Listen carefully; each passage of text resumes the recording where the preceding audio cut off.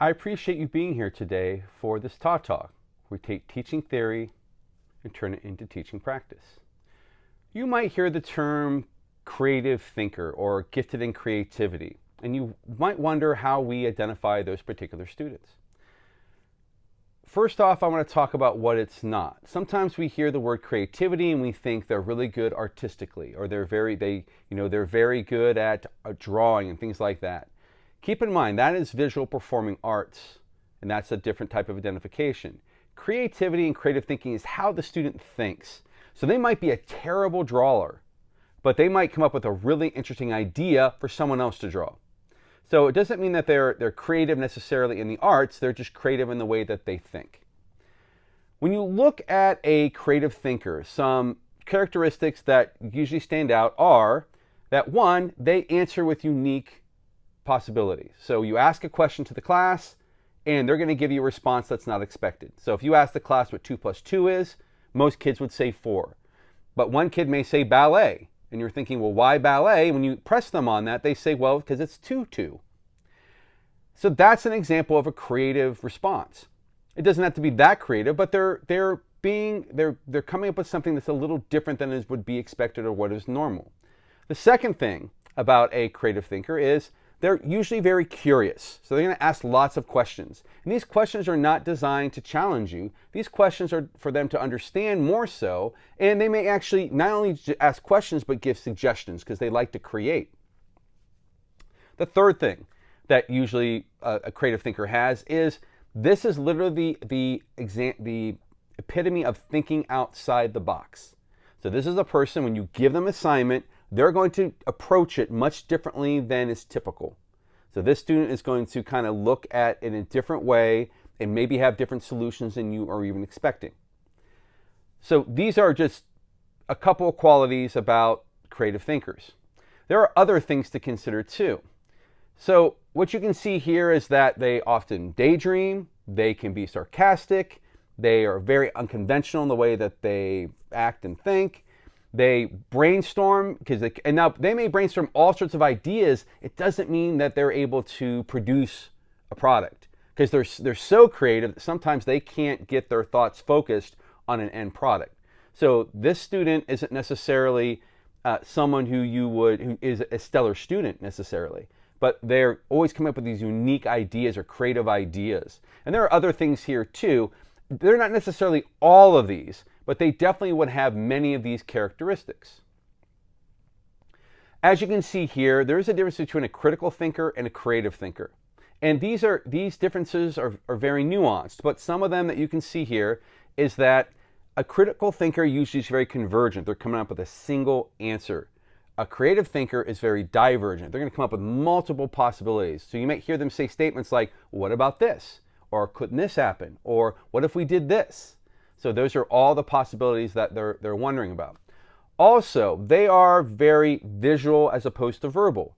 So they may want to show you some creativity. It doesn't necessarily have to be an art form, but maybe they want to act something out, or maybe they want to. So they're definitely more visual in the way that they learn and the way that they communicate.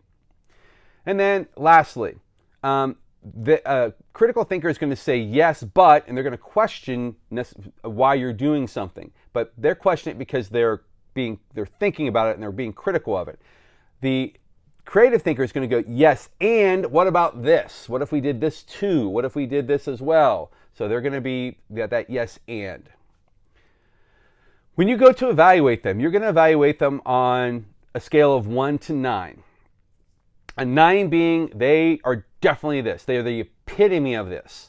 And then 7, 8 are also, they're pretty close to this. They do this most times. A 4, 5, and 6 means that they do this sometimes, but not all the time, or not consistently. So you may see flashes of this creativity, or this creative thinking, but you don't see it often. And then a 1, 2, or 3 means that they are below average. You wouldn't consider this person to be a creative thinker. They maybe come up with the most obvious answer. They're very inside the box in their thinking. And so that's how you would rate them accordingly there. So you're going to rate all of these on a scale from 1 to 9. So some of the things that you're going to be looking at is, do they think or act imaginatively? So when you ask them something and they give a response, do they kind of go somewhere like in their imagination. Maybe they make up stories. Maybe they take you to a place you hadn't expected. So, and that's just their natural thinking. That's where their inclination is to go. Rather than just to a correct convergent answer, they're thinking about all the possibilities.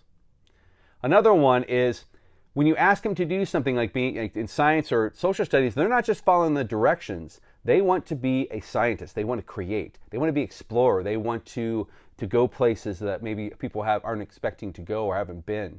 So they're definitely not just going to follow the directions. They want to take it and create something new along with that. The next one is they connect things in an unusual way. So you may pose something and they say, oh yes, that reminds me of this. And you're like, I don't get the connection. But if you ask them to give the connection, they can show you how they connected it in their brain. It may not make sense to you completely, but the logic that they're using is very sound. And so you may talk about like the 3 branches of government, and they're like, oh yeah, that reminds me of baseball. And you're like, how does that remind you of baseball? And you say, well, there are 3 divisions in each one. And so they may have these connections that you weren't even expecting. Another one is they're very innovative when you ask them to solve a problem. So you give them a problem to solve, and there may be an expected way or typical way to do that, or the way that most people are doing it, but they're going to do it a little bit differently. They're going to look at it in a different way. And so their solution is not going to be what is expected. So when I do invention convention with students and I ask them to come up with a solution to their problem, some come up with the most obvious answer, but some others are like, well, what if we tried this? Or what about that? They're thinking about the possibilities. They're going to have multiple answers. I already said that they're divergent. So they're going to come up with, what about this? Or it could be this, or maybe this. And they're going to come up. These students typically don't do well with multiple choice questions because they're thinking about all the possibilities or how they can rationalize some of those answers. They have unique responses. So you ask them a question, you're expecting B, but they give you F. And you're trying to link the B, C, D, E. And they've kind of jumped ahead to that. And so if you ask them, they typically can tell you how they got to F. And so don't be afraid to do that follow-up question. Say, well, how did you get there? What do you mean by that?